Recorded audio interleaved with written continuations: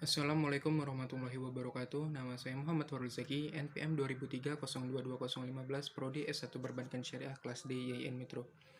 Video ini untuk memenuhi kebutuhan tugas mata kuliah manajemen pemasaran yang diampu oleh Bapak David Ahmad Yani dengan menjawab pertanyaan tentang yang pertama perbedaan bank syariah dan konvensional. Perbedaan bank konvensional dan bank syariah yang pertama ada pada prinsip pelaksanaannya. Pada bank konvensional, mereka beraktivitas dengan prinsip konvensional yang mengacu pada peraturan nasional dan internasional berdasarkan hukum yang berlaku.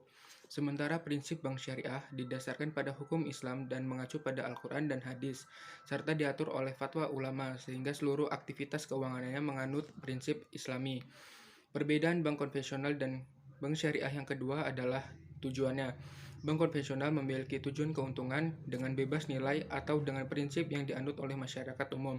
Sedangkan bank syariah tidak hanya berorientasi pada profit saja, tetapi juga pada penerapan nilai syariah, sehingga aktivitas perbankan yang mereka jalankan juga memperhatikan aspek akhirat.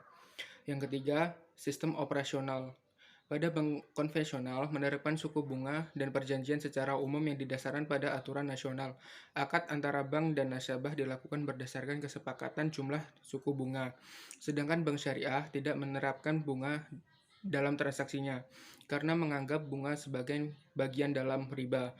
Oleh karena itu, sistem operasional bank syariah menggunakan akad bagi hasil atau nisbah, di mana nasabah dan pihak bank melakukan kesepakatan berdasarkan pembagian keuntungan dan melibatkan kegiatan jual beli. Yang keempat, pengelolaan dana. Bank konvensional dapat melakukan pengelolaan dana di dalam seluruh lini bisnis menguntungkan di bawah naungan undang-undang. Sedangkan bank syariah menggunakan aturan Islam yang mengelola uang nasabahnya. Bank syariah akan mengelola dana nasabah pada lini bisnis yang diizinkan oleh aturan Islam.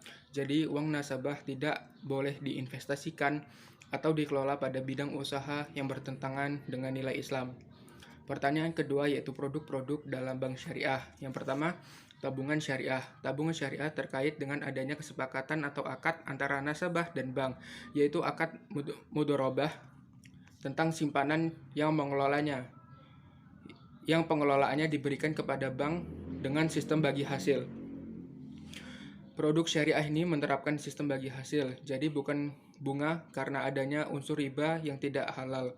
Bank syariah berperan mengelola dana simpanan untuk disalurkan sebagai modal usaha produktif yang sesuai dengan prinsip syariah. Keuntungannya diberikan dalam bentuk bagi hasil kepada nasabah sesuai kesepakatan.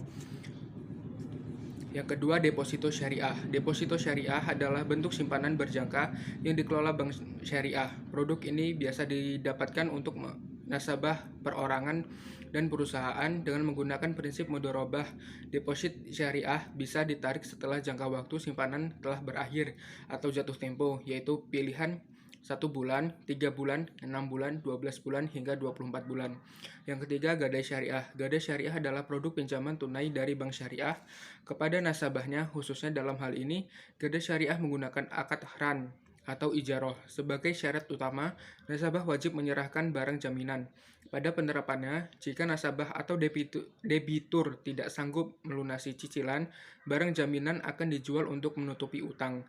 Jika harga jualnya melebihi utang, kelebihannya itu akan dikembalikan kepada debitur. Untuk biaya administrasi, debitur dikenakan biaya pemeliharaan barang sebagaimana dalam pandangan Islam bahwa barang gadai tetap menjadi milik debitur. Otomatis biaya pemeliharaan akan ditanggung debitur yang kemudian dibayarkan kepada kreditur atau bank. Yang keempat, pembiayaan atau pinjaman syariah. Pinjaman syariah adalah produk pinjaman dari bank syariah. Nasabah wajib melunasi uang utang tersebut dalam bentuk pembayaran langsung atau cicilan. Transaksi semacam ini tidak tergolong riba selama bertujuan untuk tolong-menolong dan tetap mengikuti syariat. Keuntungan bank dapat didapatkan dari margin harga beli barang di toko dengan harga jual kepada nasabahnya. Misalnya, nasabah meminjam uang tunai untuk membeli komputer.